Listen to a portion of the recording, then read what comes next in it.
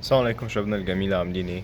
بتجيلي أسئلة كتيرة جدا اليومين دول عن مستر أنا لسه محول دلوقتي وعايز كتب أبدأ أذاكر فيها. أغلب الناس بتسأل الكلام ده بيبقى في جريد 12.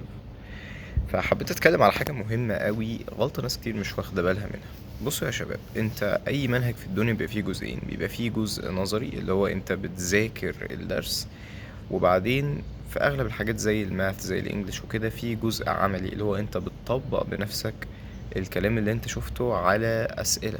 بتمسك امتحانات فاتت وتطبق الكلام ده. كل امتحان بتفرق فيه النسبة، بتفرق فيه نسبة الجزء النظري بياخد قد ايه من وقتك، كام في المية، والجزء العملي بياخد كام في المية. انا مش عايزك تضيع وقت. غلطة كبيرة جدا الناس بتعملها هي انه بيبقى متخيل انه الدبلومة الامريكية عاملة زي باقي الشهادات اللي هو اغلب وقتك هيكون في النظري. انا عايز اقولك ده ابعد ما يكون عن الحقيقة.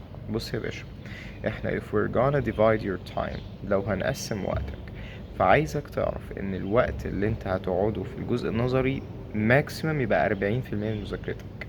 يعني ماكسيمم 40% من مذاكرتك اللي تقعد تذاكر الدروس وتقعد تحل عليها درس درس بالترتيب. 60% من وقتك على الأقل لازم يبقى حل.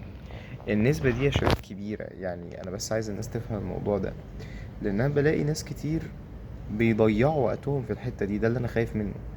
انا فرحتي لو انت قعدت مثلا ماسك كتاب من كتب الامريكان بتاعت الانجليش زي اريكا ولا باندا ولا كده، وقعدت لي 4 شهور انت بتذاكر الكتاب ده، انت كده بتضيع وقتك على فكرة، لانه والله مهما تتشقلب الكتاب مش هيديك اكتر من 40% للأسف.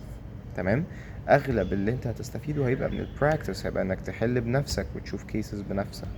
وعشان كده للأمانة الناس بالذات اللي محولة على جريد 12 ما بنصحهاش قوي دلوقتي بموضوع ان هو يعني يذاكر لوحده. مفيش وقت والله يا باشا. انت دلوقتي احنا داخلين على اكتوبر، انت ما عندكش اي وقت. انت يا دوب تلحق تاخد كورس يلم لك الاجزاء المهمة في الجزء النظري، تمام، الاجزاء المهمة في البيزكس، وتبدأ تحل في اسرع وقت ممكن. يعني انا لو هنصحك نصيحة، ابدأ حل في اسرع وقت ممكن.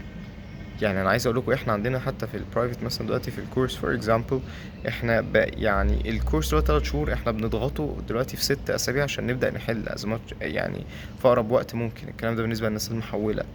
فعايزك عامل نفسك كده، يعني as much as possible. ده مش وقت كتاب، بالله عليك فهم الموضوع ده.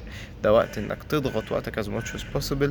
عايزك لو انت مصر انك مش هتاخد مع حد وهتذاكر من كتاب، امشي على المنهج كله بسرعة، اقراه كله بسرعة، شوف افكاره بسرعة. بعدين تعمل ايه؟ تبدأ تحل امتحانات، وانت بتحل تشوف الكيس دي كانت بتتكلم في ايه، تقراها من الكتاب تاني وترجع تكمل حل. لكن as much as possible ما تضيعش وقتك في الجزء النظري، الله يكرمك. تمام. هنكمل في سلسلة فيديوهات انا لسه محاول عاملينها كلام عن الموضوع ده ان ديتيلز ان شاء الله، فابقوا تابعوها. بس دي نصيحة حسيت ان لازم لازم لازم نروح دلوقتي، لان فعلا ده يعني ناقوس خطر. لما تلاقي ناس كتير بتتكلم في الموضوع ده، معناها الناس مش فاهمة نظام الدبلومة اصلا عامل ازاي. فقلنا نقول لكم المعلومات دي على السريع، ونشوفكم قريب ان شاء الله. السلام عليكم.